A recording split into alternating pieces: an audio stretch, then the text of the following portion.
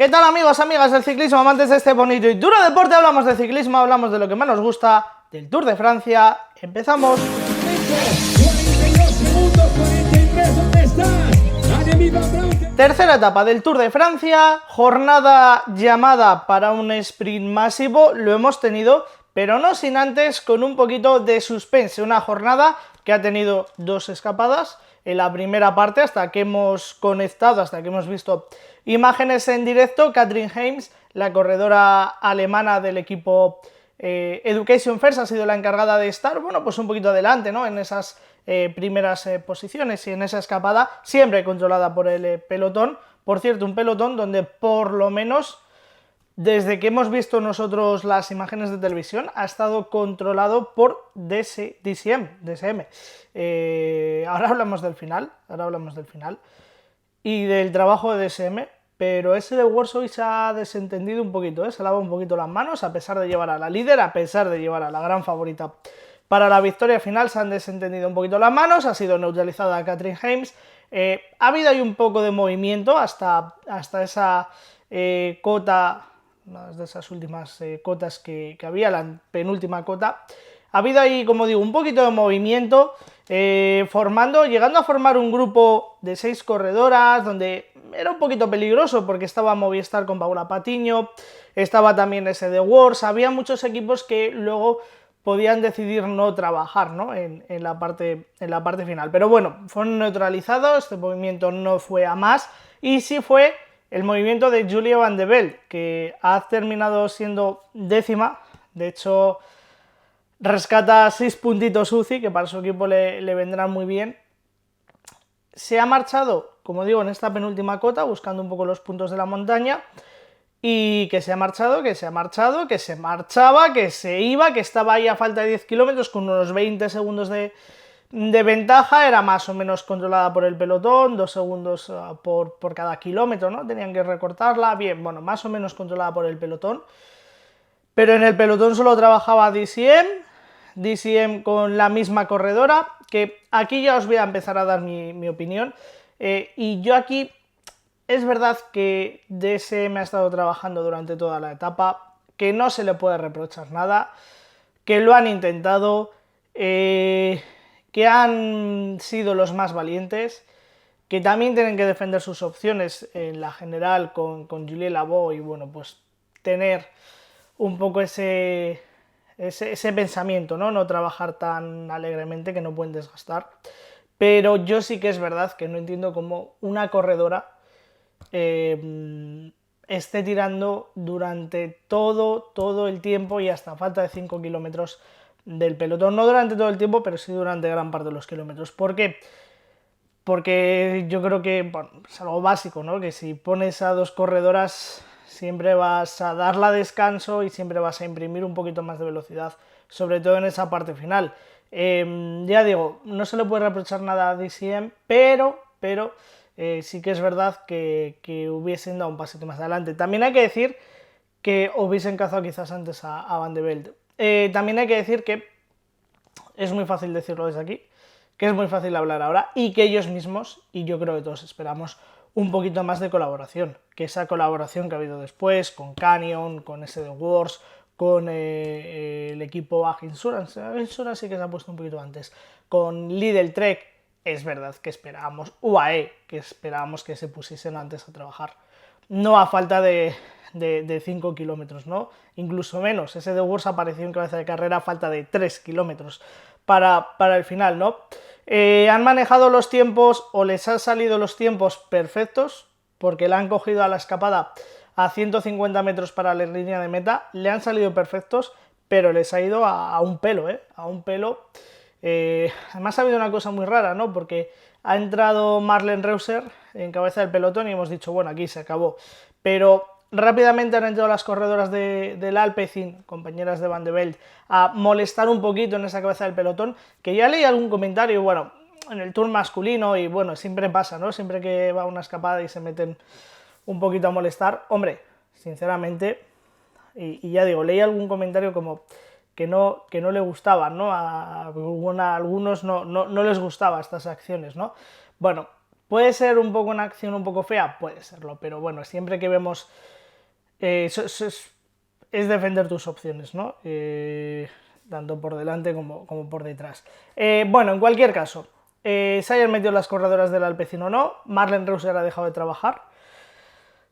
No sabemos por qué, ha dejado de trabajar, pero aún así ha seguido Trek, Canyon, tratando de reducir la diferencia, y ya en el lanzamiento del sprint, que iba a decir que a Lot Kopecky, líder de la carrera, no se le han caído los anillos por trabajar para Lorena Vives. Bueno, ha trabajado para Lorena Vives, sí, le ha hecho el lanzamiento, pero también ha hecho un sprint ella en el que ha sido tercera. Ha sumado una bonificación, 4 segunditos, que bueno, pues en principio no va a haber cambios no hay cambios en la general. En principio ella no lo va a mantener, ese maillot, durante muchos días o hasta el final, pero ha sumado 4 segunditos y ha sumado sobre todo puntos para la clasificación por puntos, valga la redundancia. Hemos visto a las dos meterse en el mismo orden, primera y tercera, solo que la segunda fue Ashley Moolman en el sprint intermedio, y hoy se han metido primera y tercera en el sprint final, ¿no? Con Marianne Vos segunda. Bueno, Lorena Vives, que en ese enfrentamiento que todos decíamos que iba a ser así, que al final no ha sido así, con Charlotte Kool, que lo desempata, porque llevan 2 victorias cada una. Ahora son 3 para Lorena Vives y 2 para Charlotte Kool. Victoria número 68 en la carrera de Lorena Vives. Pero es que tiene 24 años. Bueno, victoria 68 con 24 años de una corredora que ahora mismo es absoluta dominadora de los sprints, y que si la vemos al nivel que la vimos en el Giro de Italia, sobre todo en etapas un poquito más complicadas, va a dar ese paso adelante que ella misma a principio de temporada decía que quería darlo. SD Wars, que ya digo, no lo hemos visto aparecer hasta falta de 3 kilómetros, y se han llevado la victoria. En esa también dualidad Movistar SD Wars van 2-1, ya sabéis a quién le toca ganar mañana, ¿no?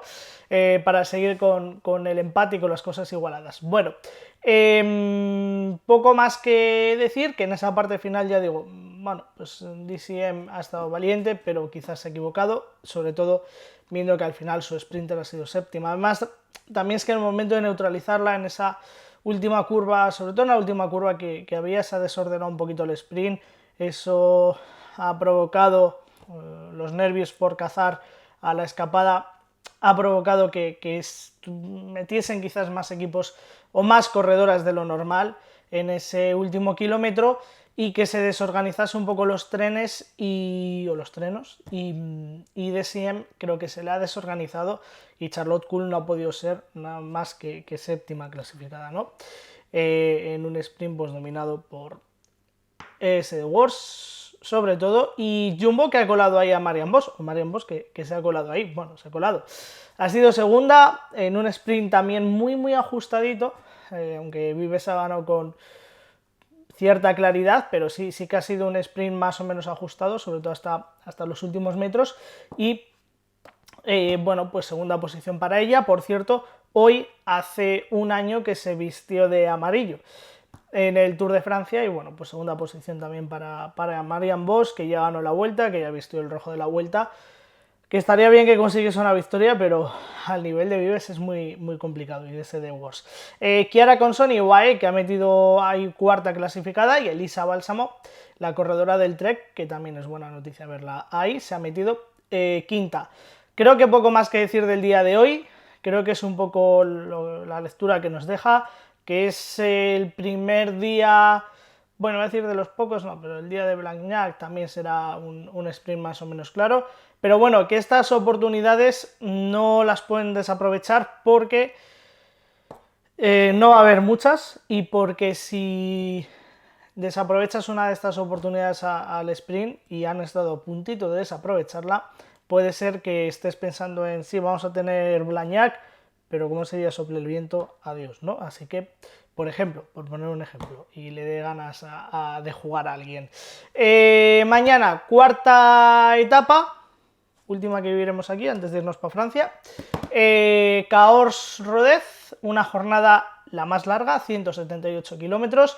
Ojo que va a hacer mella eso, va a ser muy importante los 178 kilómetros, pero es que además en la parte final viene valga la redundancia, parte más dura. Precisamente en el último tercio, en el kilómetro 135 aproximadamente, empieza el primer puerto del día, bueno, segundo puerto porque el primero lo tenemos al principio, pero primer puerto importante, tercera categoría con 6 kilómetros al 4%, luego no terminamos de bajar, estamos por esta zona que estamos estos días, de páramos, de no terminar de bajar, luego si ya una vez pasa el sprint con la bonificación habrá un pequeño descenso. Se corona un puerto de segunda categoría,